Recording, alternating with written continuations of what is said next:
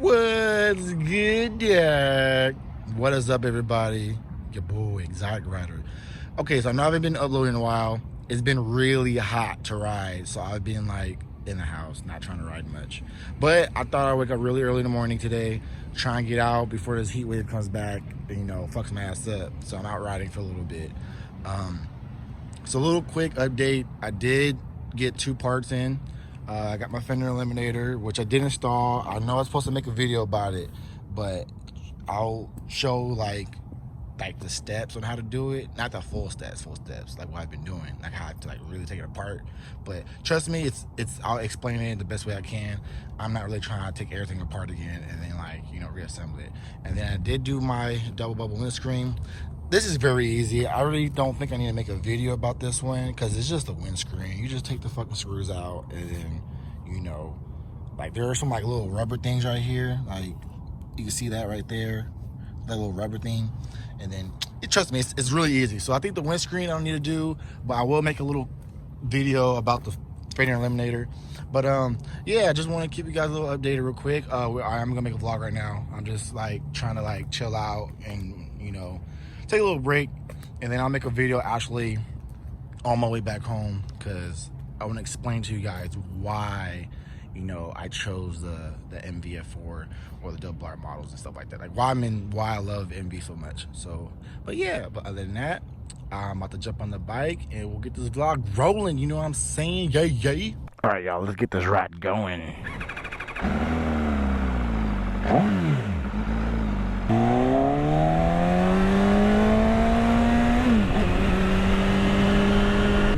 Alright, everybody, so let me explain to you guys why I'm in love with the Mv Agusta brand and why the F4 and the F4 double R are like my go-to, you know, favorite models. Ooh, BMW i8, you know, I see those cars a lot actually. But anyways, so it was the year 2013. I was at my job, right? And I had a friend, well, a co-worker that rides, and I was telling him like, yeah, I'm trying to get my motorcycle license. And he's like, oh sweet, like that's awesome, because he's like a much older dude. He's been riding for like a very, very long time. And I kind of grew up looking at Gixxers. I was like, ooh, like the color scheme, you know, the blue and the white, you know, I like that. And it was like, you know, years ago. So I always looked at Gixxer, and at the time, you know, they were only like $14,000, $50,000 or whatever. You know, they're cheap. Well, I consider that cheap. And I'm like, yeah, I'm gonna get a Gixxer. So he gave me this magazine, and it's like, there's a lot more motorcycles that you can actually look into. I was like, all right, cool. He gave me a magazine of like every brand of bike. And then I was just flipping through it, you know, I was like, oh, Yamaha looks pretty nice, and, you know, Kawasaki's alright. And I saw Gixxers, I was like, oh my god, Gixxer. And then I got to like the Italian section where like the bikes were like really more expensive. And I saw Ducati. I already knew what they were, but I was like, too many people have Ducatis, people know what they are, so I like to be different. And then I stumbled upon a brand called Mv Agusta. I was like, who the fuck is this? And I looked at their F3, I was like, oh, it looks sick. And then I saw the F4 model. At the time, it was like 2013, so the color schemes that they had for the F4 was for the base model, they had an all-white one and a red and silver. And then for the double R models, they had a white and black and a red and white. So I was like, oh, and that white and black just stood out. I was like, that's like the sexiest bike I've ever seen in my life.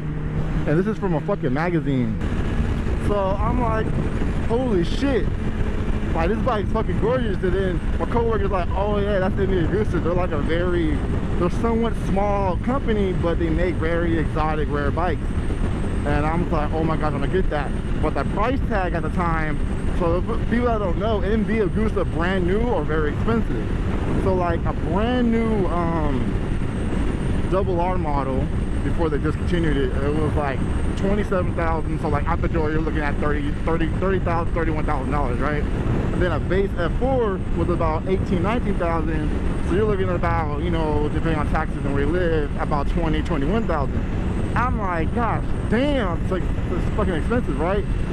So long story short, I get my license, you know, and I get my first bike during my course, which is a 2008 Yamaha R6. It was silver.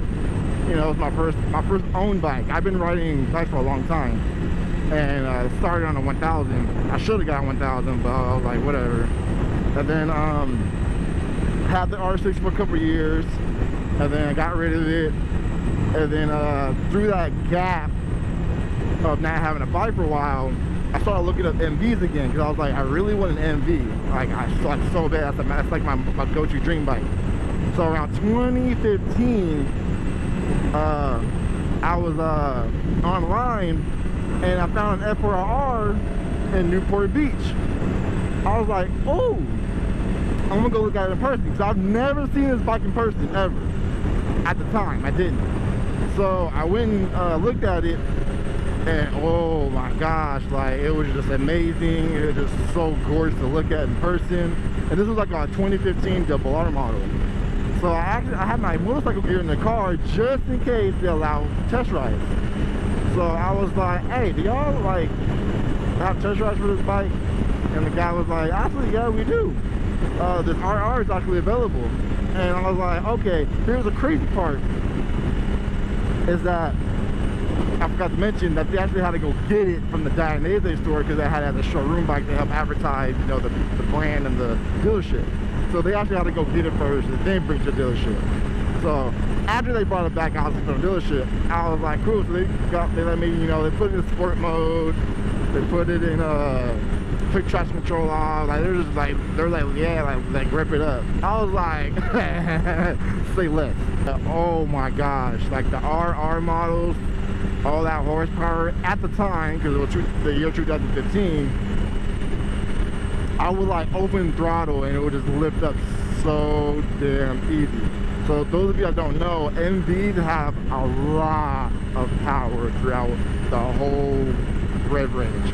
From the bottom, the bottom's a little weird, but from like, I'll say like 3,000 RPMs all the way up to like 15, because that tops out about, yeah, 15,000 RPMs, whatever. Oh man, so much power. And that was just a double R model. Obviously the base F4, and it's a little less than that. It's like 6 horsepower difference, something like that, which is kind of weird. But the double R, you get a lot more technology in it. You get, you know, the Owen suspension, you know, you get like electronic suspension as well, like a bunch of goodies for the double R model. And technically, my base F4 is actually an R model. A couple years ago, they had three models of the F4. They had an F4 base, an F4R, and then an F4 double R. Around, I think, 2012 or 2011, they actually discontinued the base F4 and only made the R model, which is what I have. But it's still called an F4. But they, instead of calling it F4R, they decided to just call it an F4. I was like, oh, all right, whatever, good for you guys. So after I test rode the double R, I got even more in love with the bike, because like the power, the look of it, the exhaust note, like everything. And I'm like, one of these days I'm gonna buy one. So it was around that time again, I was looking for another bike. Sadly, if you look at my older videos, I had an all black 2012 Yamaha R1 Raven, and I had that bike for a while. That was my first leader bike that I bought. I've been riding leader bikes because I was learning, but I never bought myself one until I had the R1. And then I told myself when I had the R1 that if I ever get another bike, or if I ever get rid of this bike and I get another one, I'm forever not going under a 1,000 ever again. If I do go under, I would make sure I have a 1,000 first, and then I'll like buy a second bike. I was like maybe a 600, 800, whatever. Because Mv Agusta makes well, 2019 they discontinued the F4 brand, well, model in their lineup. Supposedly 2021, 2022, there's a rumor that they might be coming back with an F5 or an upgraded or updated version of the F4. So I'm like, cool, whatever. I still want the old model they have because that's the fucking best looking one. And anyways, told myself I won't go over 1,000cc. I mean under 1,000cc as my bike that I need first. And the Agusta, as I was mentioning, has a model in all ranges. So MV has a 675, an 800, and the F4 before they discontinued the F4. The 675, aka the F3, came with 2 engine displacements, such as the 675 and the 800. And then their F4 was their, you know, their leader bike, their super leader bike, whatever.